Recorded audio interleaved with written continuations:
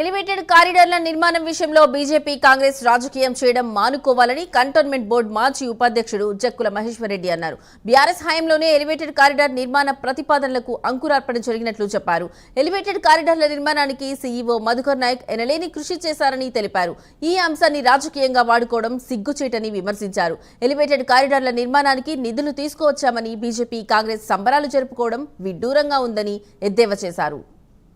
మరి ఆ రోజు మల్లారెడ్డి గారు అలాగే మరి ముఖ్యంగా కేటీఆర్ గారు అయితే ప్రతిసారి వారు ట్విట్టర్ ద్వారా అయినా సరే ఢిల్లీకి పోయినప్పుడైనా సరే ఖచ్చితంగా మరి ఎస్ఆర్డిపిలో ఏదో శాంక్షన్ అయిందో ఈ 7-8 years నుంచి పెండింగ్ ఉందో ఈ ఎలివేటెడ్ కారిడార్ని మరి శాంక్షన్ అయి ఉన్నది 2-3 years నుంచి పెండింగ్ ఉందని ఆ రోజు వారు కంటిన్యూస్గా ప్రతి రక్షణ శాఖ మంత్రిని కలిసినప్పుడు కూడా ఎవరు కూడా స్పందించలేదు. ఎంతసేపు భూమి ఇస్తే భూమికితో పాటు సంవత్సరానికి 40 కోట్ల రూపాయలు కట్టమని చెప్పినారు. మరి ఆ రోజు ఒప్పుకున్నారు, ఈ రోజు ఎట్లా ఒప్పుకున్నారు? ఈ రోజు 40 కోట్ల రూపాయలు వస్తలేవు, ఆయన కూడా ఒప్పుకున్నారు కదా. ఇన్ని ఏళ్ళు అంటే 7-8 ఏళ్ళు ఈ రోజు బాధపడింది పబ్లిక్ కాదని అడుగుతా ఉన్నాం. సరే అటు ఇటు పోయి పరిణామం మంచిదే. మరి ముఖ్యంగా మరి మా కేసీఆర్ గారికి మా కేటీఆర్ గారికి మరి చేతులెత్తి ధన్యవాదాలు తెలియజేస్తా ఉన్నాము.